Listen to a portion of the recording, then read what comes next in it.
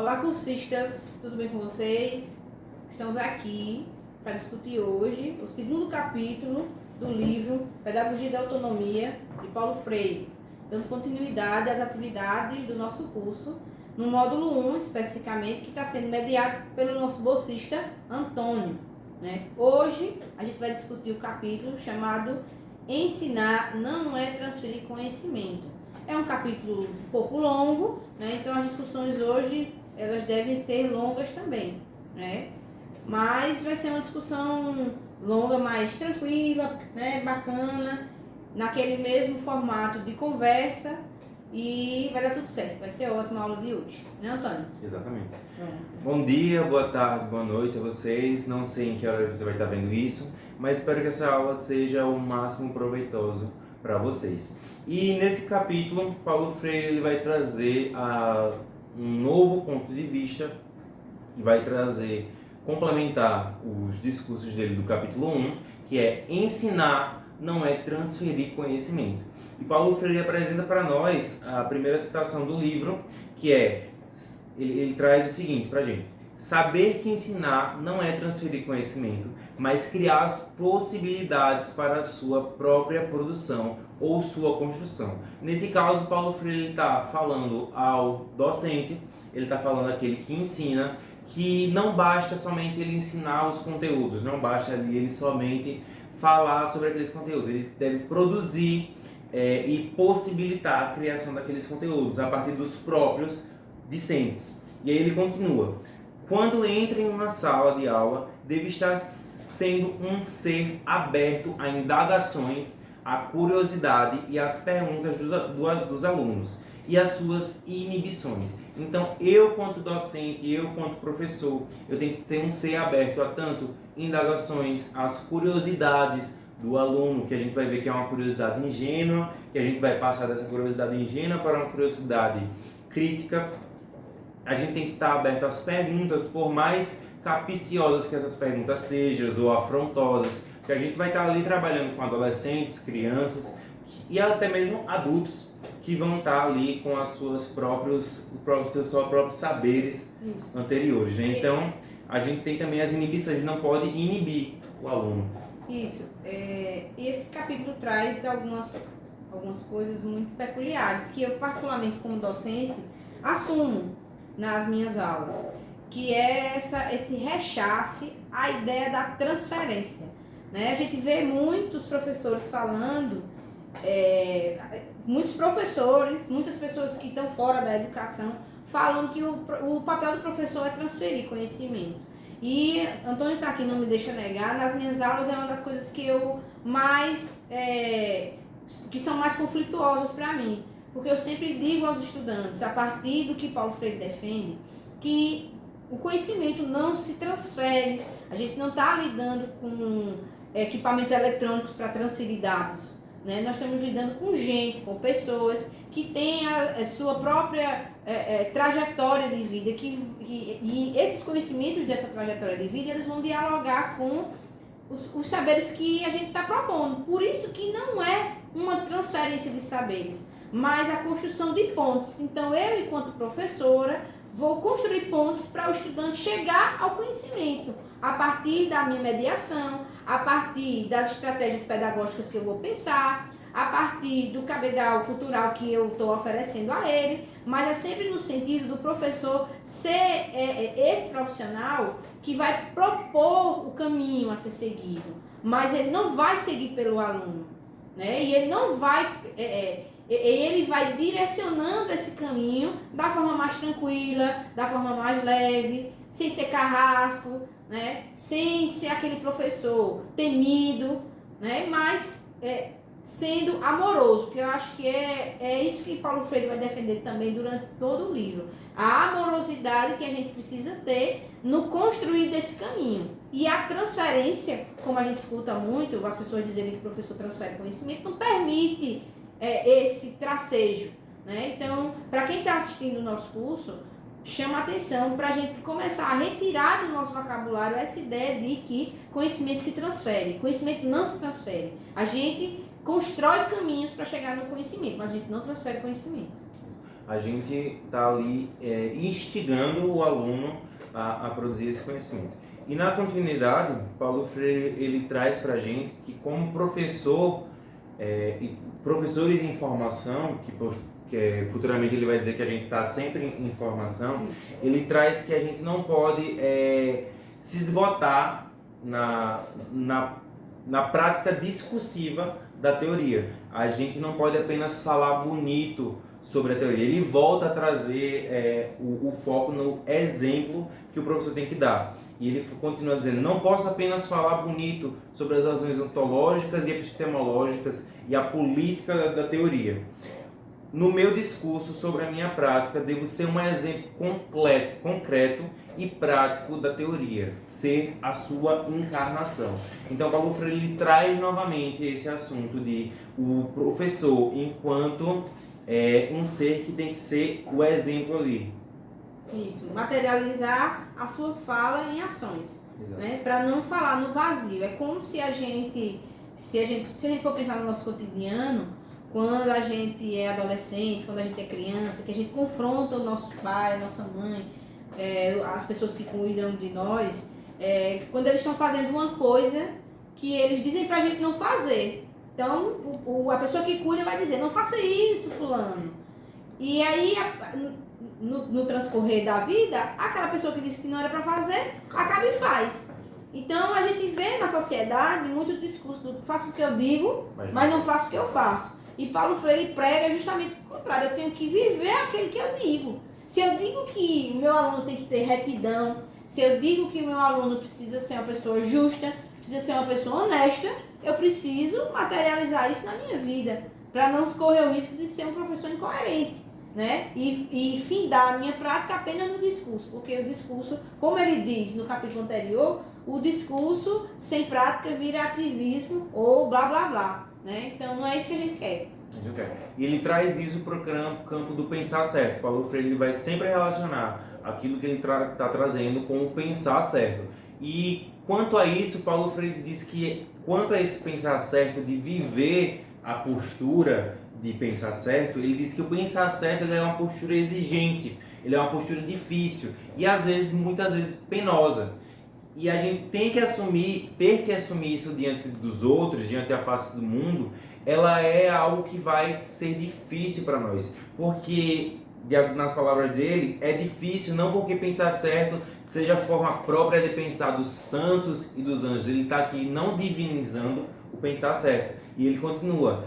E a que nós arrogantes aspiremos. É difícil, entre outras coisas, pela vigilância constante que eu, enquanto docente, devo ter e que temos que exercer sobre nós próprios para evitar o simplismo, a facilidade e as incoerências grosseiras. Então, o pensar certo, nesse campo de tomar exemplo, de ser exemplo, eu quanto docente, é porque a gente tem que estar em constante vigilância para não cair naquilo que a gente está atacando.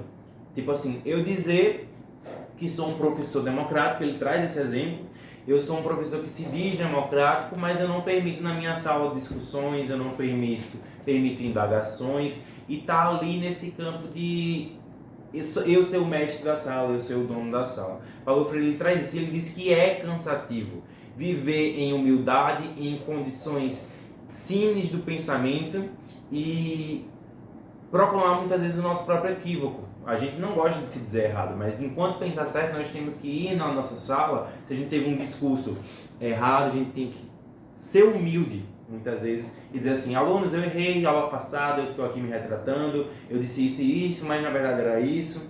Então a gente tem que ter essa vigilância enquanto à humildade e ao reconhecimento que nós não somos perfeitos.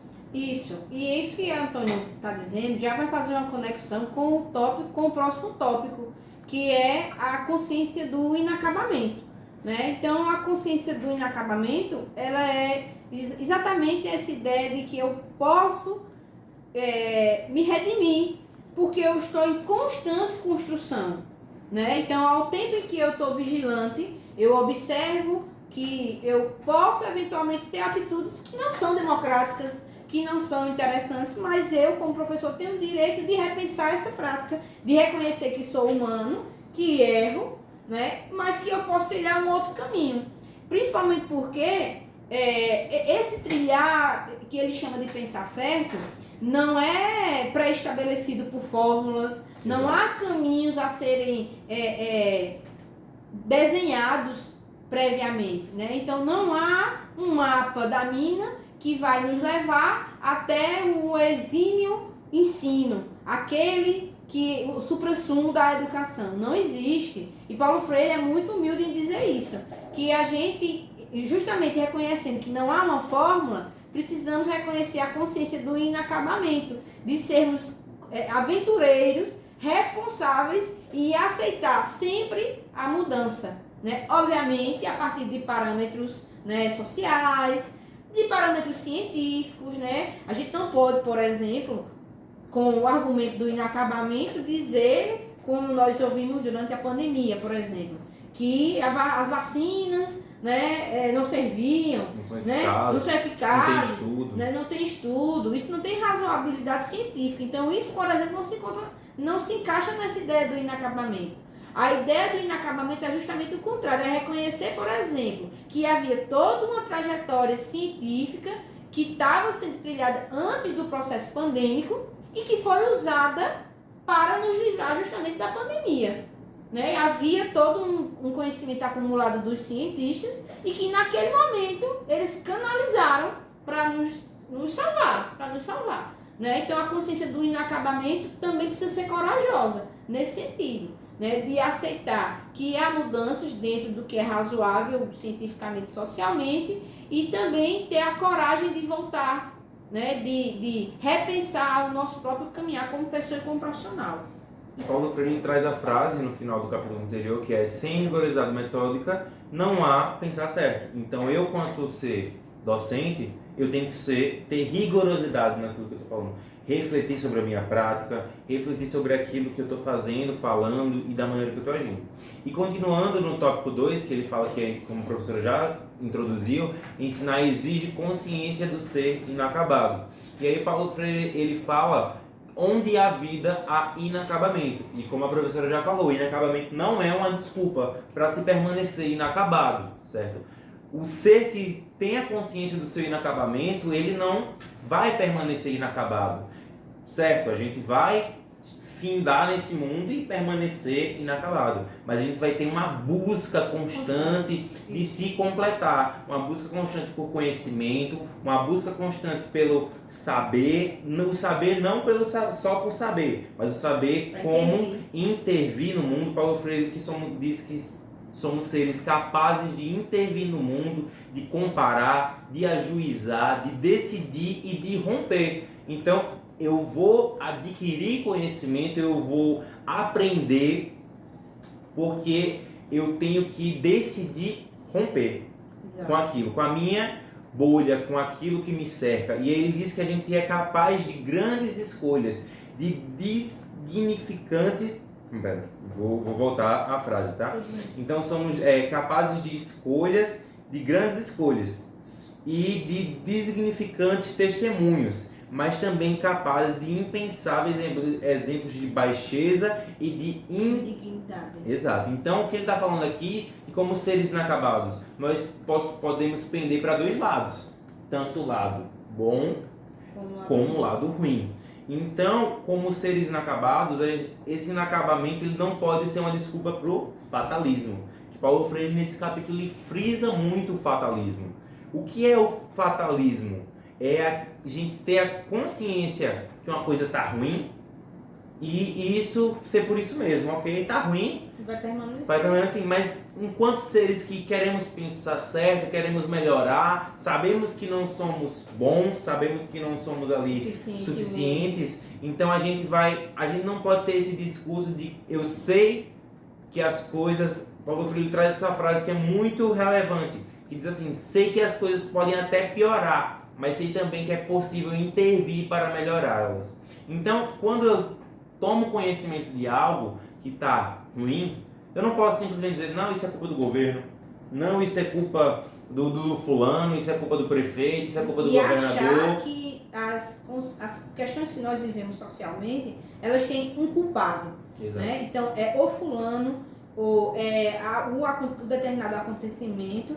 Quando Paulo Freire traz essa ideia que Antônio está defendendo, que é essa ideia de que a gente precisa compreender que temos o poder de decisão e que esse poder de decisão pode nos levar por diferentes caminhos, mas que a gente precisa ter clareza de que as coisas elas vão mudar, mas nós que precisamos melhorá-las, nós temos condições de melhorá-las, e com a consciência do inacabamento, a gente não pode pensar que essas questões elas são fora de um contexto, né? Então, as questões que nós vamos intervir, né, as coisas que acontecem ao nosso redor, a nossa condição de vida, a nossa condição de... Vou dar um exemplo, né? O transporte público, por exemplo. As pessoas muitas vezes passam 1 hora, 2 horas nas grandes cidades no transporte público para poder chegar no seu trabalho ou no seu lugar, na sua universidade, e passam mais de 2 horas para voltar. Então, isso socialmente é um caos, porque as pessoas deixam de trabalhar, deixam de ser produtivas, porque elas vão estar cansadas, elas perdem tempo de vida naquele transporte. Mas por que a gente não pensa, em vez de a gente pensar que é assim mesmo, ou que as autoridades não estão preocupadas, a gente precisa pensar que isso faz parte de uma conjuntura, ou até mesmo de do caminho que o sistema capitalista toma para justamente tirar a condição da classe trabalhadora de pensar, porque cansado ninguém pensa, a gente só executa as coisas. Um trabalhador cansado, ele não vai conseguir pensar naquela condição de exploração que ele está, ele vai tentar sobreviver, né? Então, quando eu falo muito sobre isso, e falo inclusive da falsa ideia do empreendedorismo que a gente tem, né? A pessoa que vende marmita, ela não é um empreendedor, ela é um sobrevivente. Então, o trabalhador que passa 2, 3 horas no ônibus, ele também é um sobrevivente, né? Então, essa consciência do inacabamento, essa consciência de problematizar as questões sociais, vem da ideia de que há um contexto que favorece determinadas coisas. E a gente precisa ter a consciência de que essas questões podem ser problematizadas. Será que eu vou conseguir resolver? Não sei. Provavelmente eu sozinha não consiga, mas eu, com essa consciência, mobilizando outros sujeitos, mobilizando em outros espaços, eu consigo levar essa discussão para um outro patamar. Então é muito isso que Paulo Freire defende. Eu tenho um professor aqui no meu curso de física que, apesar de ele ser um professor de física, ele tem muito esse pensamento freiriano, que eu vejo isso muito nele, que ele diz, eu não posso mudar o mundo, mas se eu souber que eu consegui mudar 1% da minha realidade, eu posso morrer feliz. Ou ele fala assim, se eu conseguir inculcar na mente de vocês que vocês podem mudar esse mundo, ou mudar a nossa sociedade, eu vou morrer feliz, porque eu sei que eu já fiz alguma coisa. Então, se todo mundo quiser fazer 1%, quantos por cento a gente vai ter juntando? Entendeu? Se a gente tiver a consciência de que não é assim, eu tenho que lutar pelos meus direitos, Paulo Freire vai dizer que isso futuramente num capítulo, que isso é função do pedagogo, do docente, que ensinar exige luta pelos nossos direitos. E como ser social, eu tenho que lutar como cidadão. Como cidadão, eu tenho que ter essa consciência. E continuando aqui no nosso capítulo, ele diz que, continuando nessa parte do fatalismo, que Paulo Freire luta contra, ele diz uma frase muito poética, mas também cheia de verdade, que diz assim, gosto de ser homem, de ser gente, porque sei que minha passagem pelo mundo não é predeterminada, não é pré-estabelecida, que meu destino, entre aspas, ele bota destino, não é dado, mas algo que precisa ser feito e de cuja responsabilidade não posso me eximir. Então Paulo Freire, ele não joga a responsabilidade para o universo, ele não joga a responsabilidade, apesar de Paulo Freire, que muitos não sabem disso, mas Paulo Freire era cristão, ele era uma pessoa que acreditava em Deus, ele acreditava na divindade. Militante, cristão militante. Era aquele que defendia com unhas e dentes a sua fé. Então, Paulo Freire acreditava que sim, a gente tem um Deus acima da gente, ele faz a parte dele, mas eu, quanto cidadão, tenho que fazer a minha parte. Então, você pode não ter essa crença de um Deus, mas a crença que você, quanto professor, é que você tem que não se eximir. Se a situação está ruim, o que é que eu posso fazer para mudar ela? E não jogar a responsabilidade em cima de um governante ou em cima de um coordenador seu. Somente. Eu tenho que assumir Se existe um problema, eu tenho que assumir esse problema e como eu posso ajudar a melhorar. Você não pode ser que você não melhore. Nesse sentido, assim, eu destaco que, obviamente, Paulo Freire não está dizendo que o professor vai ser o salvador do mundo, né? Porque o que ele justamente quer dizer é que, com essa consciência de que eu não preciso ter uma trajetória pré-determinada, a minha vida não é regida por um destino dado. Eu posso modificar, né? Eu posso, por exemplo, tentar me qualificar para mediar um ensino com mais qualidade. Eu posso, se eu tiver um estudante com uma deficiência, eu posso buscar qualificação naquele sentido para oferecer a esse estudante um ensino maior, ou inclusive eu posso me qualificar para saber quais os direitos daquele estudante e cobrar da minha escola, cobrar da minha secretaria, cobrar do meu superior, né, condições para que aquele aluno aprenda, né? Então, a ideia que Paulo Freire traz não é essa ideia de que a gente vai salvar o mundo, nós vamos salvar o mundo, mas nós temos um compromisso profissional. E esse compromisso profissional me impele a sempre buscar mais qualificação, a me posicionar politicamente, porque a educação ela é essencialmente política, né?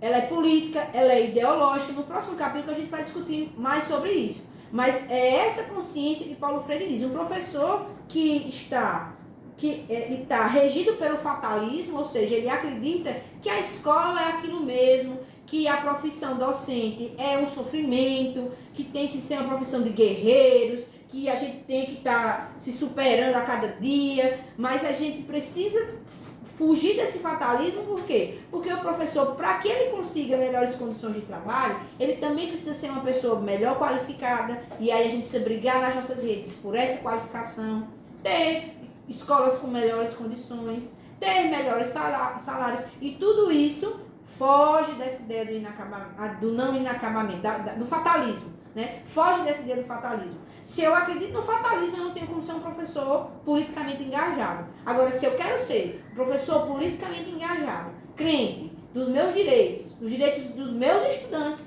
então, com certeza, é muito difícil esse ensino não dar certo.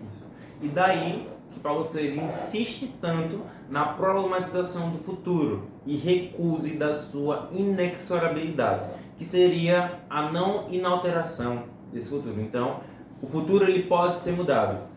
Não é uma coisa... O futuro ele está acontecendo agora. Estamos fazendo então, agora. A gente joga as coisas para o futuro, mas o futuro ele está acontecendo agora. Às vezes, as pessoas do futuro, colocando nesse patamar, estão esperando uma atitude nossa, enquanto docentes, enquanto cidadãos. Cidadãos? Isso. Cidadãos. Enquanto cidadãos, para mudar esse futuro. A gente não vai ser um salvador, a gente não vai ser um herói. Mas a gente vai fugir dos determinismos. Isso. Né? Então, não é porque eu escolhi a profissão docente que ela vai precisar ser um fardo. Exato. Não é porque eu escolhi a profissão docente que eu vou ter que me submeter aos desmandos dos meus superiores. Né? Não é porque eu escolhi a profissão docente que eu vou aceitar tudo como se não tivesse artifício para questionar. Por isso que, inclusive, socialmente, muitas vezes os professores são tidos como o calo dos governantes. Né? É aquela categoria de trabalhadores que está sempre cobrando, que entra em greve quando é necessário. Né? Então, por que o professor ele assume essa postura? Porque ele precisa reconhecer o seu papel político.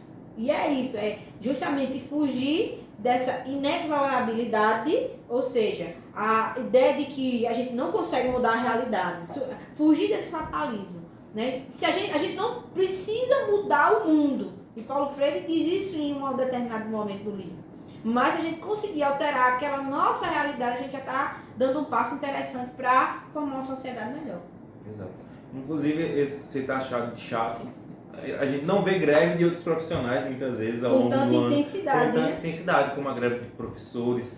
Muitas vezes greve de alunos pedindo condições melhores. A gente vê isso muito em São Paulo.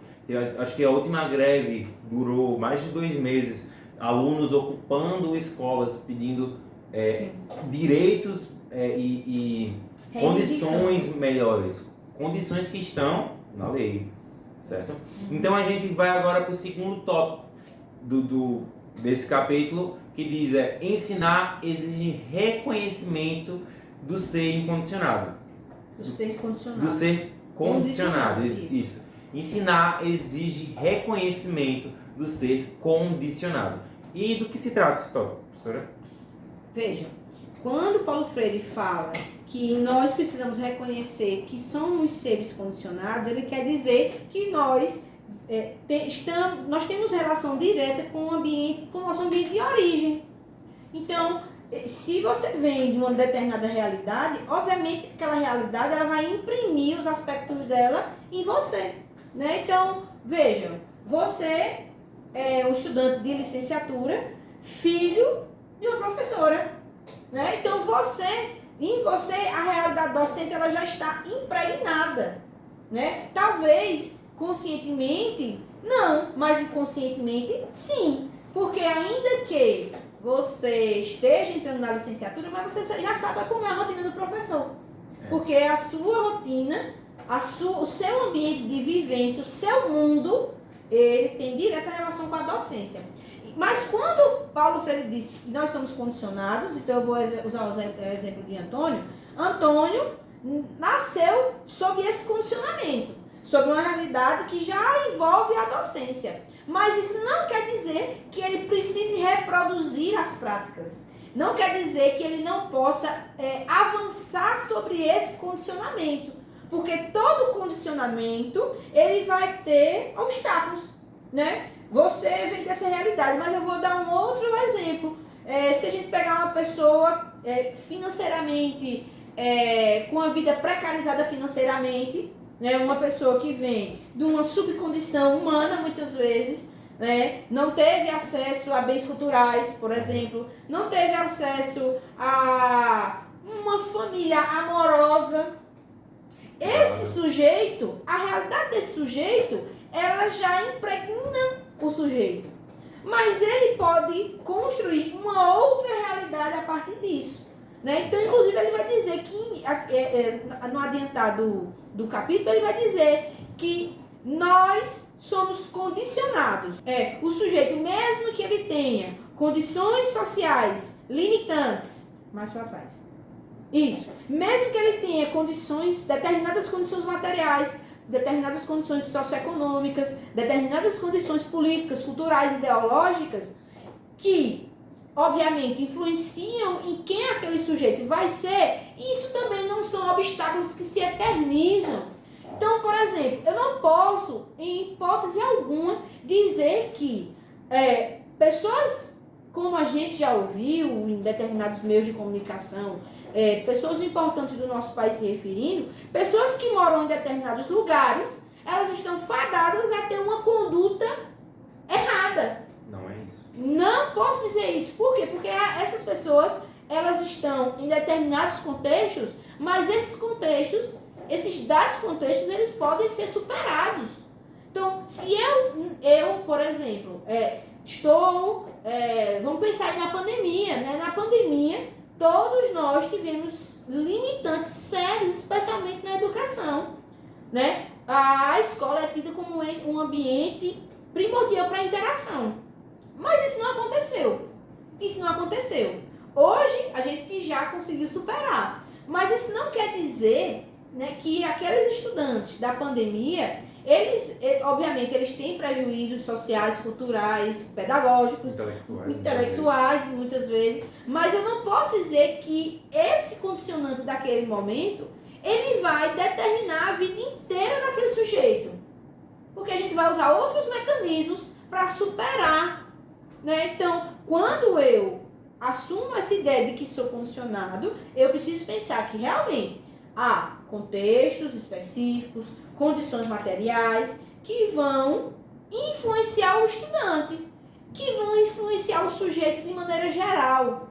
Mas essa influência, ela não pode ser justificativa para eu afirmar que são limitantes.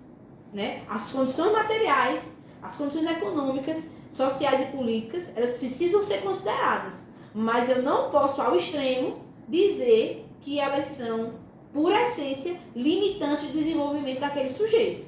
Eles são condicionantes, são obstáculos, mas eles não podem se eternizar.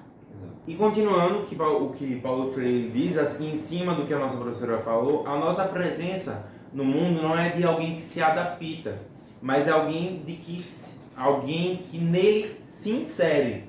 Então, eu posso, muitas vezes, ter tido uma infância com um contexto limitante, em vários aspectos. Como a professora falou, social, material, político, afetivo, mas isso não vai determinar quem eu sou e o que eu vou fazer no mundo. Não quer dizer que você não possa avançar sobre essa Exato. limitante. E aí Paulo Freire disse que a nossa posição é a posição de quem luta para não ser apenas objeto, mas sujeito também da história. Eu não estou ali para viver um papel determinado da minha história, eu estou ali para fazer a minha história. E continuando no que Paulo Freire ele fala, a gente tem, continuando o que ele diz, a gente tem o sentido de a inclusão que se reconhece a si mesmo implica necessariamente na inserção do sujeito inacabado num permanente processo social de busca, que foi o que eu falei no início. A minha condição enquanto sujeito inacabado não é a de alguém que permanece inacabado, é alguém que está em uma constante busca por melhora e melhora das minhas condições anteriormente faladas. Isso vai nos apresentar um compromisso social. Porque na medida em que eu reconheço que eu sou um sujeito inacabado, que eu sou um ser condicionado, mas que eu posso avançar sobre esses condicionantes, né? Isso também vai apontar para o compromisso de busca constante. Porque se eu sou inacabado, eu vou sempre buscar suprir esse inacabamento, né? E isso me traz a ideia do meu compromisso social, de melhoria, né?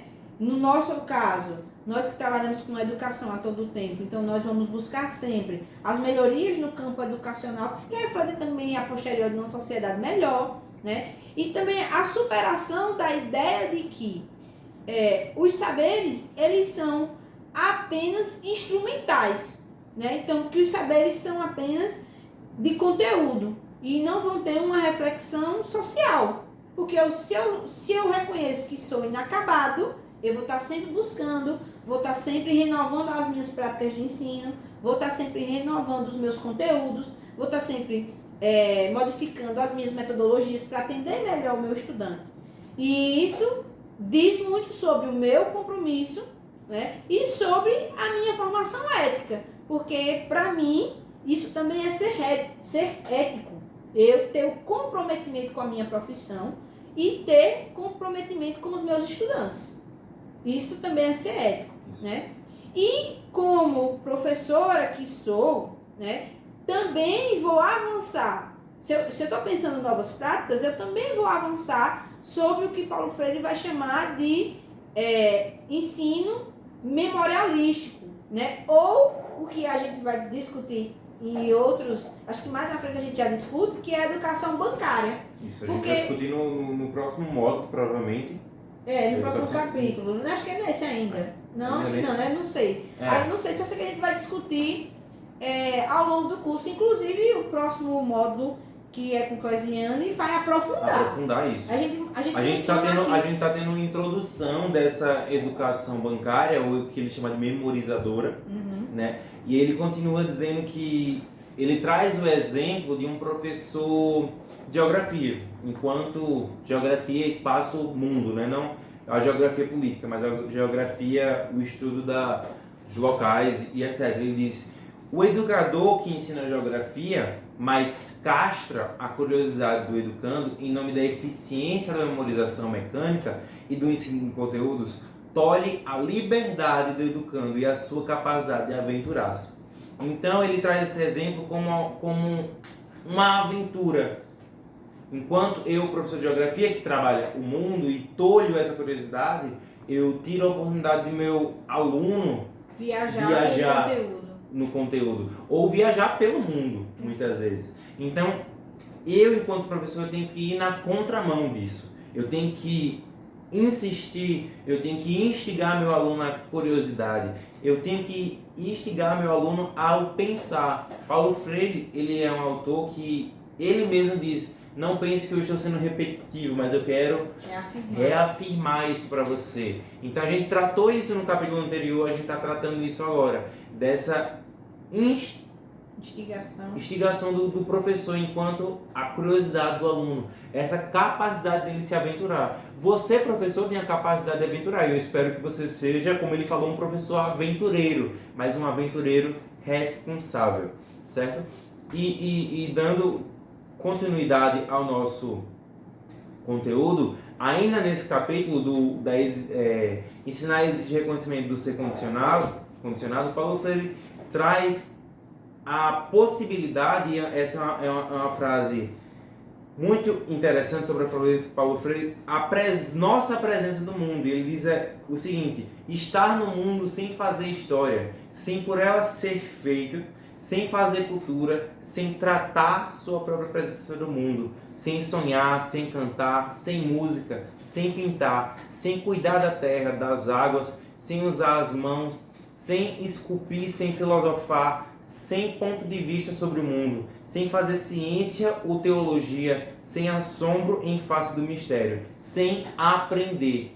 Foque nessa parte. Sem aprender, sem ensinar, sem ideias de formação, sem polarizar, sem politizar, não é possível. Então Paulo Freire traz aqui o caráter não só teórico, mas o caráter ético do nosso ser. Quanto docentes, a gente está nesse mundo para aprender, para viver. Paulo Freire ele traz aqui a vida. Isso. Ele traz um resumo da nossa vida. A gente está nesse mundo para viver, sonhar, cantar, se divertir. Muitas vezes a gente, ao longo da a gente tem muito isso na adolescência, no início da nossa juventude, que a gente tem que viver o mundo, a gente tem que explorar o mundo. E a partir das dificuldades da nossa vida, isso vai se perdendo. Mas eu reafirmo aqui para vocês que vocês podem ter uma prática longa. Eu não sei, nosso público, ele é muito variado. A gente tem um público de 18 a 40, 50 anos. Então, entenda que a sua passagem no mundo, ela não pode ser estática. Você tem que ter uma constante aprendizado, você tem que passar por esse mundo ensinando algo, você tem que viver esse mundo. Enquanto docentes, isso vai melhorar muito a sua vida. E veja, ele, para finalizar esse tópico, né, ele traz traz um argumento que é fantástico, que é justamente reconhecendo que somos inacabados, ou seja, que estamos em constante formação, precisamos dar essa efervescência ao ensino, enfatizando que o ensino não é transmissão de conhecimento, mas o ensino é fazer cultura, o ensino é sonhar, o ensino é cantar, o ensino é cuidar da água, o ensino é cuidar da terra, é usar as mãos, é se sujar, é viver no mundo, estar ativo no mundo. Então, é essa formação estática que Paulo Freire combate. Inclusive, ele é rechaçado por alguns grupos justamente porque ele busca esse ensino dinâmico que vai fazer a gente sair da zona de conforto, a gente se deslocar, vai nos fazer pensar a nossa condição enquanto trabalhadores e trabalhadoras, né? Porque, e aí eu retomo um exemplo lá do ônibus. Um trabalhador que é explorado, como a gente tem na nossa realidade, que é exaurido pelo transporte público, pela falta de segurança pública, por uma educação que ainda não é a contento, não tem a qualidade que deveria ter, precisa melhorar. Ele é um trabalhador que vai estar sempre naquela condição. E para as elites não é interessante o trabalhador que pense. Então essa condição ela vai ser uma condição cíclica até que a gente consiga quebrar esse ciclo. E como é que a gente quebra esse ciclo? Pensando que a educação é o caminho político, pensando que a gente deve estar sempre em formação, pensando que a gente vai fazer a diferença na nossa realidade. Exato. E agora a gente vai para o tópico 3 desse capítulo, que diz o seguinte: ensinar exige respeito à autonomia do ser do educando. do nosso aluno. Paulo Freire, ele traz o ponto de vista de que, no primeiro capítulo, ele traz o ponto de vista de nós temos que respeitar os saberes que o educando vem para a nossa sala de aula. E nesse tópico ele traz o ensinar exige respeito à autonomia dos nossos alunos. E ele traz a seguinte frase: outro saber necessário à prática educativa é o que fala do respeito devido à autonomia do ser educando. O inacabamento de que nós tornamos conscientes nos faz seres éticos. O respeito à autonomia e à dignidade de cada um é um imperativo ético e não um favor que podemos ou não conceder uns aos outros. Então aqui Paulo Freire traz a pluralidade do aluno. Enquanto seres éticos, nós temos que respeitar o jeito do nosso aluno, ou muitas vezes o jeito dele aprender. A cultura que ele traz para a nossa sala. Como vimos aqui no capítulo anterior, somos seres culturais. Então cada aluno vai ter a sua cultura, cada aluno vai ter o seu ponto de vista do mundo, a sua maneira de viver o mundo. Então isso na maneira do respeito. Nada que foge da crista da onda, a gente deve ter cuidado com isso também. Mas o que Paulo Freire está aqui dizendo é que enquanto educandos, nós temos que agir com o respeito. O professor que ele desrespeita a curiosidade do educando, os seus gostos éticos, a sua inquietude, a sua maneira de falar, muitas vezes. Temos locais onde eu, digamos, sou um professor de Maceió, vou dar aula no Sul, vai ser outro jeito de falar, um choque de realidade. Muitas vezes no sotaque ou na maneira de falar. Então, o que Paulo Freire está aqui dizendo é esse respeito, que enquanto educador, eu tenho que ter. Isso. E aí, bom, ele fala de respeito aos saberes dos estudantes, ele fala de liberdade, mas isso não quer dizer liberdade irrestrita. Né? Algumas pessoas que não conhecem essa leitura, no próximo capítulo ele inclusive vai aprofundar isso, acham que a liberdade que Paulo Freire fala, ou o respeito, é um respeito irrestrito. E não é verdade. Porque ele diz muito claramente, inclusive o Antônio destacou aqui no nosso guia, lá no final, ele diz o seguinte, que o respeito e a liberdade, eles não podem transcender os princípios éticos da existência humana. Então, se eu, que estou com o estudante, respeitando os saberes dele, a cultura, a formação que ele traz, plural, né, a diversidade, jamais eu posso admitir o laissez-faire, né, que é o deixar fazer. Eu não vou deixar o meu aluno fazer tudo, tampouco eu vou deixar ele desrespeitar outras questões que ferem a dignidade humana. Não é isso.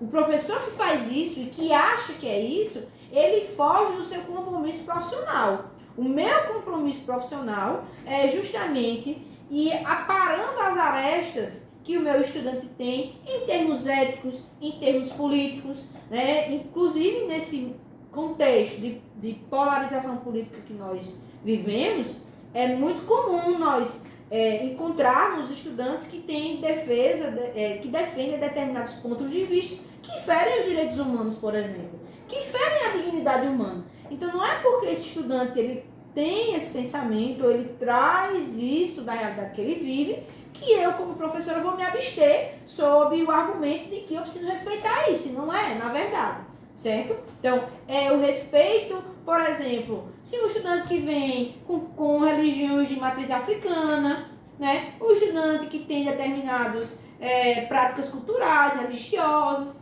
que tem determinado pensamento, desde que essas práticas e esses pensamentos não atinjam a dignidade humana, né? Então a dignidade humana está em primeiro lugar, porque nós estamos prezando pelo respeito, na verdade. Então isso não pode ser esquecido. Exato. E Paulo Freire coloca nessa parte que eu destaquei, vocês vão ter acesso a esse slide,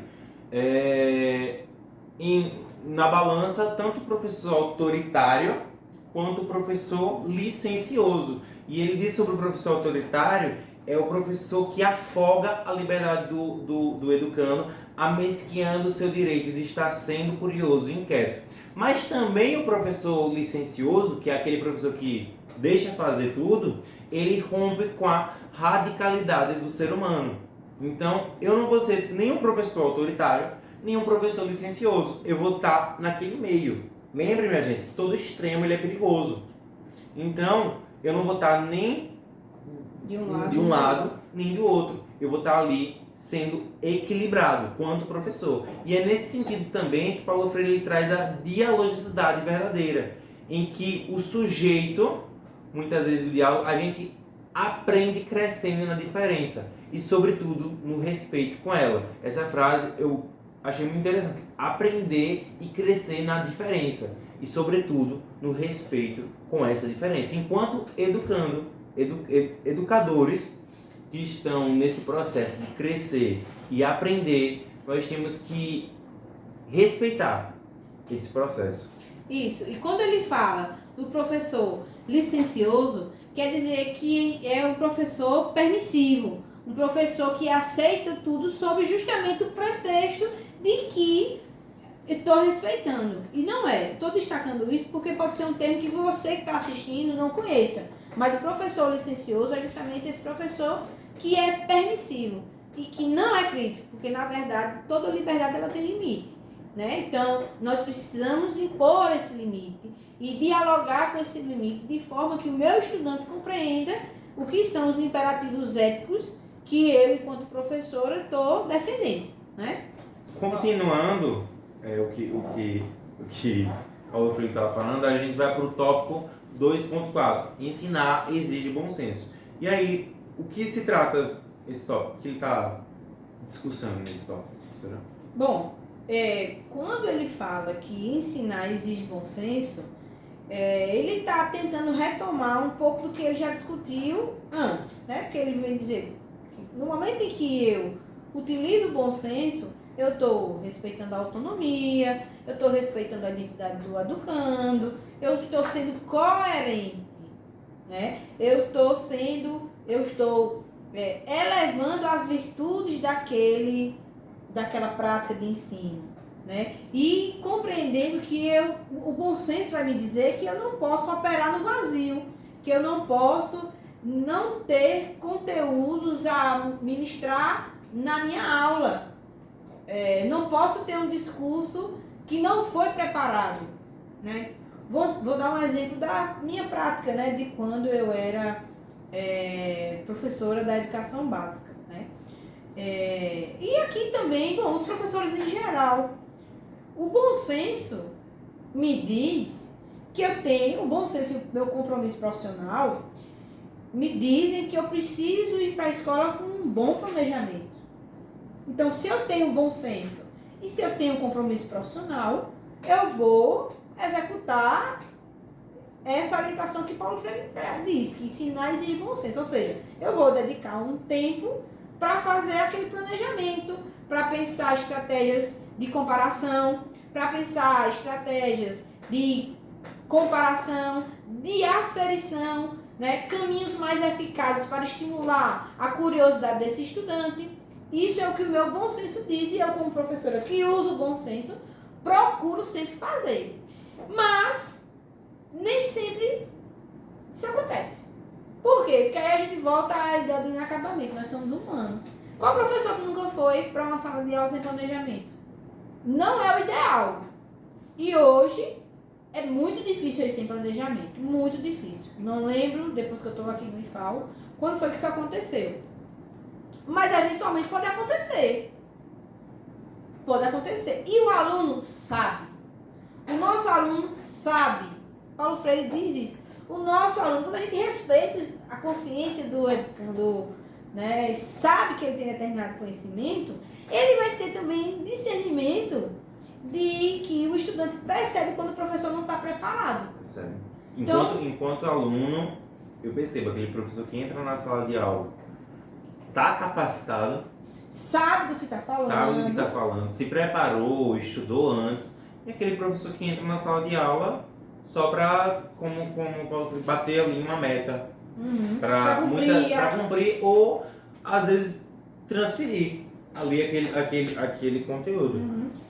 Então, nesse sentido, o meu bom senso me diz que eu preciso fazer o meu planejamento, que eu preciso ser um professor comprometido, que eu preciso nutrir as minhas virtudes, que eu preciso usar uma série de estratégias para fazer o aprendizado. E eu preciso estar sempre vigilante para usar o meu bom senso. E ele fala sobre isso, que quanto mais a gente põe em prática as nossas formas metódicas, a nossa capacidade de indagar, de comparar, de duvidar, de aferir, tanto mais eficazes e curiosos nos tornamos, podemos cada vez mais críticos tá ali utilizando o nosso bom senso. Então, quanto mais a gente usa desses métodos de planejamento, de dúvida crítica, o nosso bom senso ele vai fortalecendo. É como uma academia. Quanto mais eu treino, mais forte eu fico. Então, quanto mais eu treino o meu bom senso, mais eu uso ele de maneira... Isso não quer dizer que nós não precisemos estar sempre vigilantes. A gente vai estar sempre atento para o uso desse bom senso. E vamos estar sempre atentos para sermos coerentes. O bom senso que Paulo Freire destaca, ele está muito atrelado à coerência. Né? Eu não posso defender uma educação de qualidade se eu não me preparo. Eu não posso dizer que sou um professor democrata se eu sou arrogante, se eu sou autoritário. Então, o bom senso, ele está no caminho de coerência que eu escolho seguir. Né? Então, eu não posso dizer que sou um professor democrata se eu não instigo a curiosidade epistemológica, se o ensino que eu estou ministrando ele não tem rigorosidade, né? Se eu não respeito os saberes desses estudantes. Então, tudo isso vai compor um conjunto de práticas que vão alicerçar a minha reflexão crítica. Isso. Quanto professor, o que a gente vai fazer é diminuir a distância entre o nosso discurso e a nossa prática. Isso. É uma virtude indispensável à nossa coerência quanto professores, isso, né? Uma virtude indispensável à Constituição a nossa Constituição como professores. A coerência. Então, o bom senso, para Paulo Freire, ele dialoga diretamente com o bom senso. O bom senso dialoga com a coerência. Paulo Freire traz a responsabilidade para o professor, que fala de um professor que, como a professora falou, o aluno, enquanto professor, eu não estou isento do juízo do meu aluno. O aluno, enquanto um ser que está no seu processo de aprendizado, ele vai perceber quando eu vou... O Paulo Freire traz uma frase que é: a sua presença na sala, ela é tal de maneira exemplar que nenhum professor escapa do juízo do aluno. E ele tem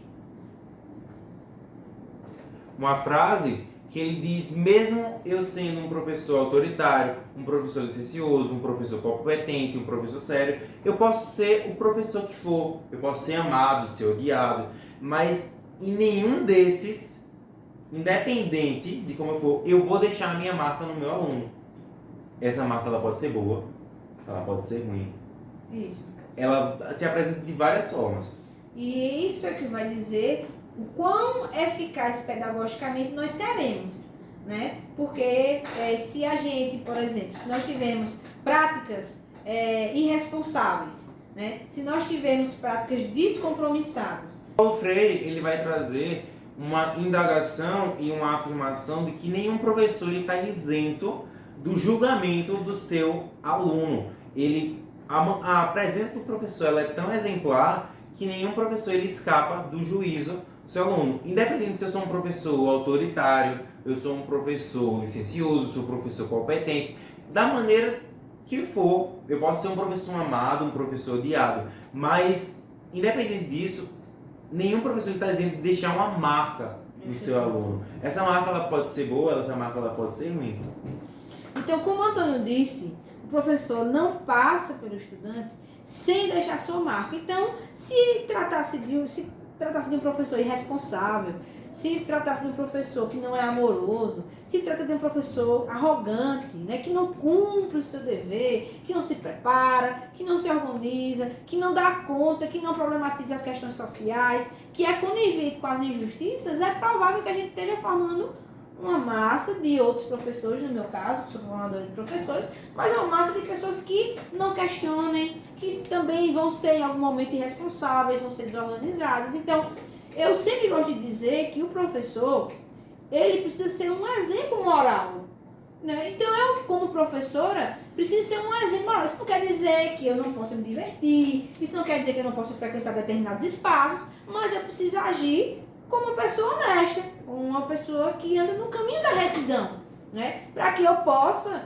também educar os estudantes, fazer com que eles passem pelo processo educativo, conhecendo que a retidão é um bom caminho, porque muitas vezes o meu estudante não tem referência, ele não tem referência intelectual na família, ele não tem referência moral na família, né? Ele não tem referência afetiva na família, e muitas vezes eu vou ser esse referencial, então eu preciso ter essa consciência.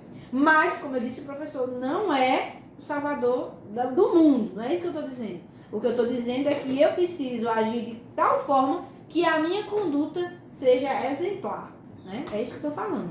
E Paulo Freire, falando sobre a marca que o professor deixa em seu aluno, ele fala da importância desse exemplo, do exemplo que o professor oferece a sua lucidez e o seu engajamento enquanto a defesa dos seus direitos. Então, Paulo Freire traz agora o aspecto do professor que defende os direitos dele, quanto educador. E aí ele fala também que o professor ele deve dar as suas aulas, ele deve realizar suas tarefas docentes. E para isso ele precisa de condições favoráveis, higiênicas, espaços estéticos, sem as quais se move menos eficaz que o espaço pedagógico.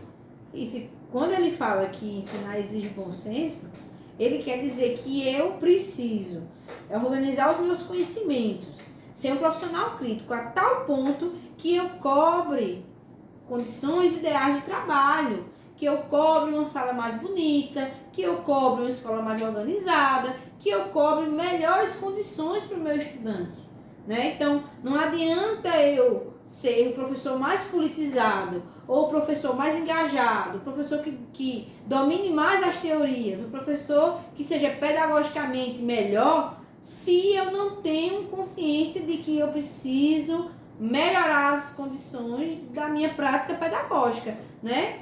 Então, nesse sentido, Paulo Freire diz que a gente precisa ter o bom senso de também cobrar essa estética educativa, a estética da educação. O discurso mudo, né, da sala de aula. A sala de aula que se comunica com o aluno. Então, a gente aqui, Paulo Freire traz o respeito que o educando ele deve ter com essa luta.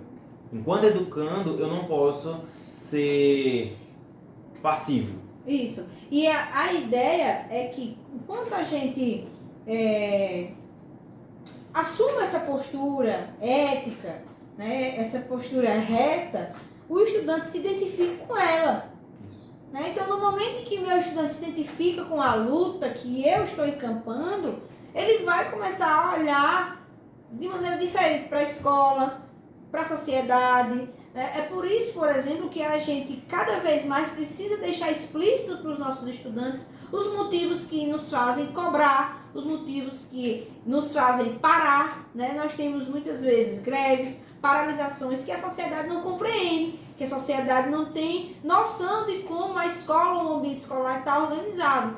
Acham que são pleitos apenas financeiros. E, na verdade, não só são pleitos financeiros, são pleitos estruturais. Mas eu preciso também compartilhar isso com o meu estudante para que ele fique ciente de toda a luta que a gente encampa. E a gente vai dar um corte nessa aula, a gente vai ficando por aqui.